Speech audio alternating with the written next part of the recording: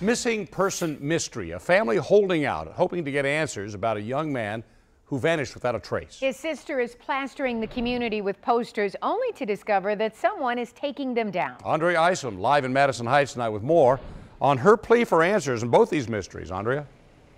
Well, you're right. These are the flyers she is referring to. Every time someone puts one of them up, they destroy them, they slash them, they trash them and tear them down. And she believes what is such a shame, she knows the reason why. What do you miss most about him? Everything. He's a really loving guy. Have you already said goodbye in your mind?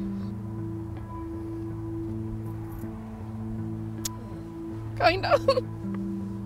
Being a big sister has been one of Angie's absolute greatest joys in life.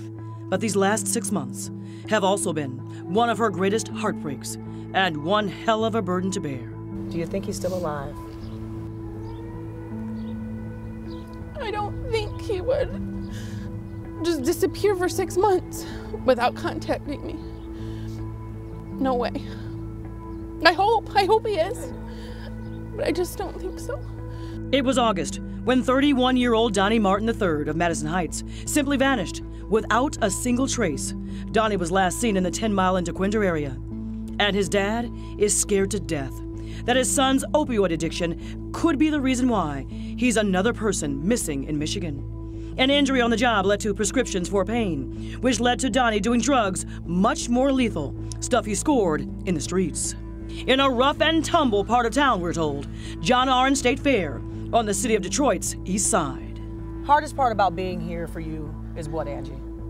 Knowing that somebody knows where my brother is and they won't tell me. We've searched, we've looked. Some tips have been called in that he's been dumped in houses.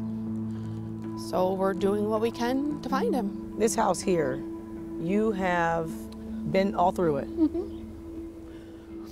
This and many others. Fields, railroad tracks. You have to do what you have to do. But it seems someone out there, does not want Donnie Martin to be found.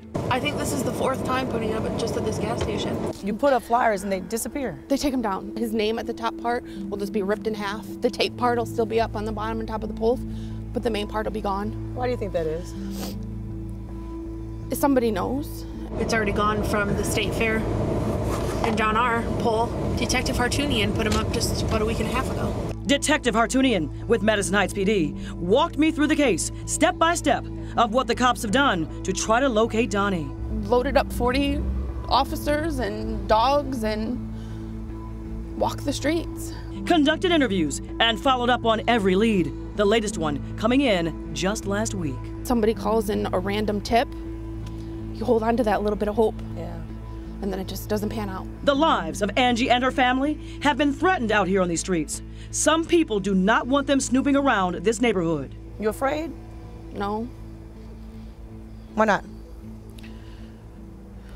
There's no time to be afraid. They just want us to go away. But you better believe she will be back. They take them down, you put them back up. Right.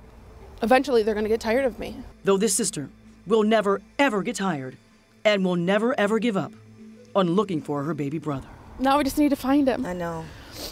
That's what we all want. What would you say to him? If I saw him right now, yeah. Oh, that I love him so much.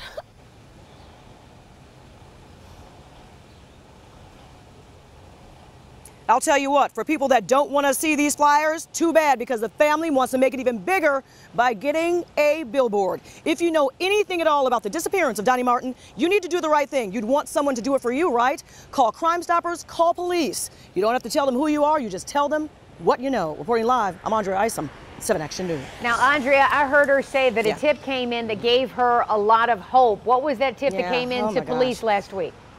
Well, police got a tip that it was a sighting of Donnie in Madison Heights. They checked it out. Sadly, Carolyn, it was not him. So the search continues, and so does hope, right? Oh, yeah, hope for that family and hope for them to get some sort of closure. Thank you so much, Andrea. Andrea Isom reporting live tonight. Thanks.